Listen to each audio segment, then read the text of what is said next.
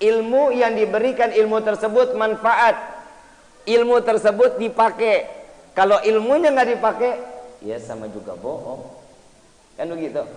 Jadi setiap tuntutan ilmu yang kita pelajari, insya Allah bisa manfaat buat kita dunia akhirat.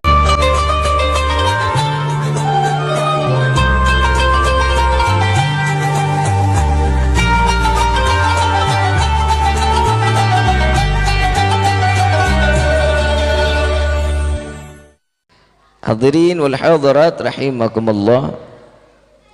Kemarin kita telah ngebahas tentang orang yang telah diberikan umur, menjaga umurnya dalam taat ibadah kepada Allah.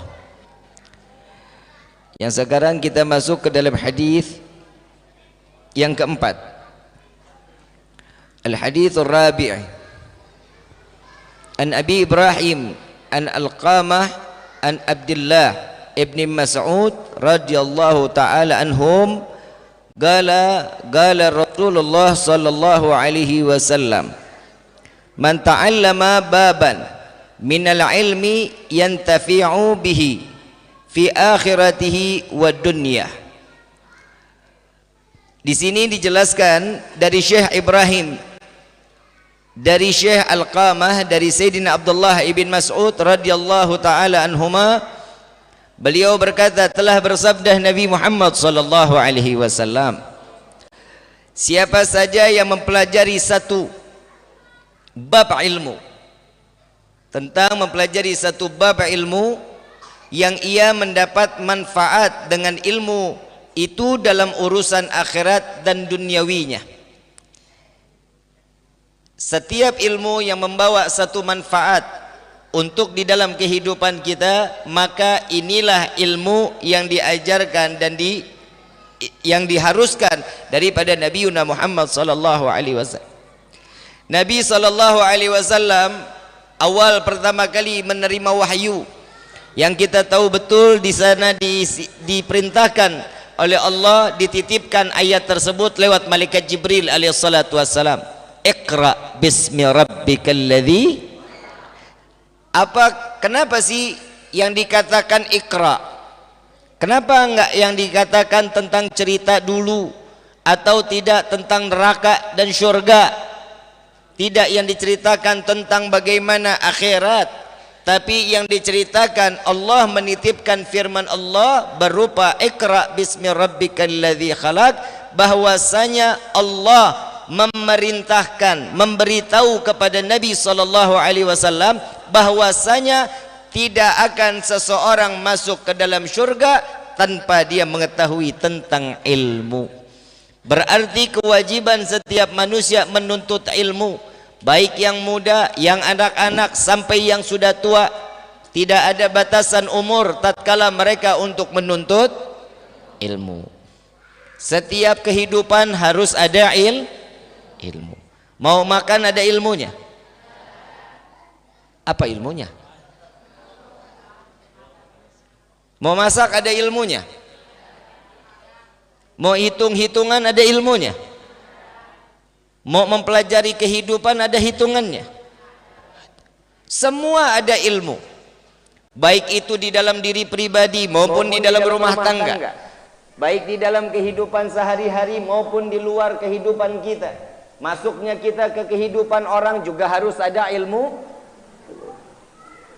Rumah tangga ada ilmunya. Mendekatkan diri untuk mengkhidbah atau kita mengenal seseorang itu ada.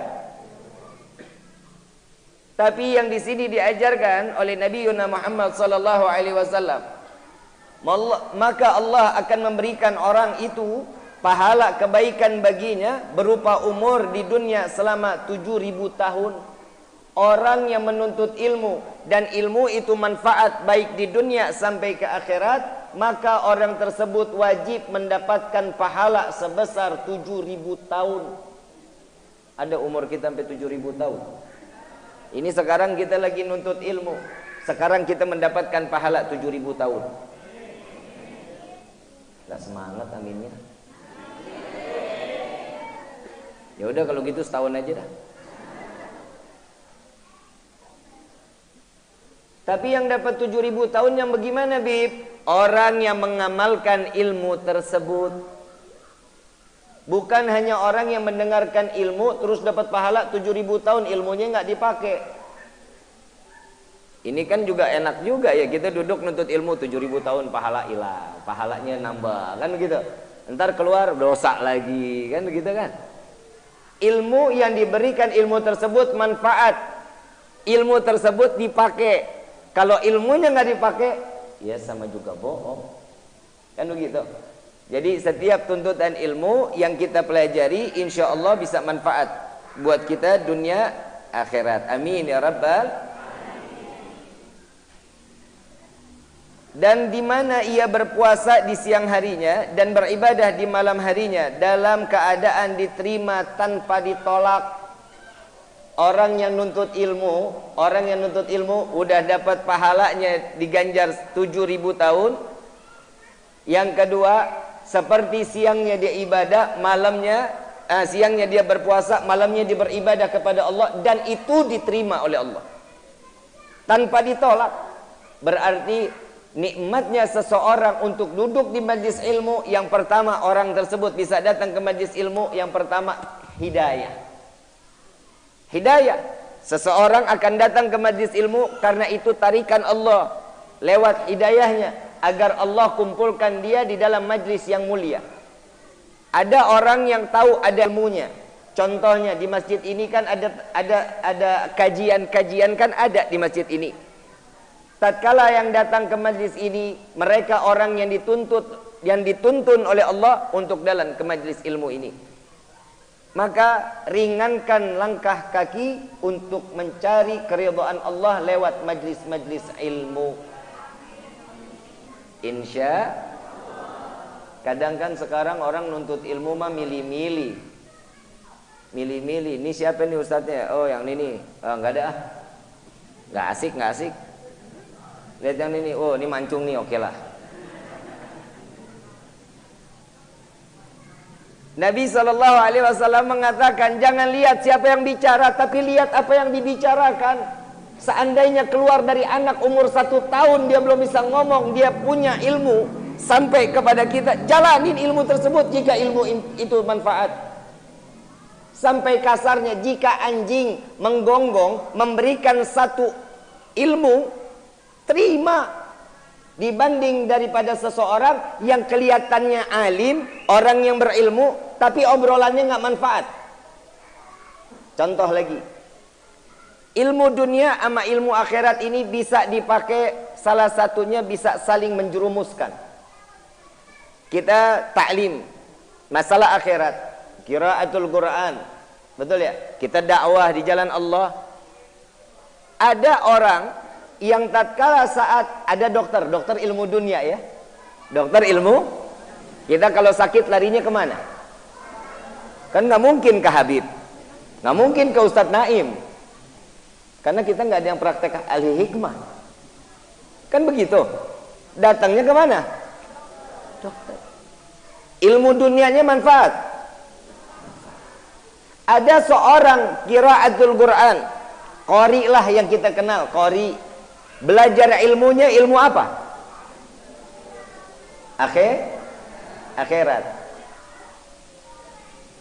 Ada yang akhirat membawa masuk ke dalam neraka, ada ilmu dunia yang bawa masuk kita ke dalam surganya Allah.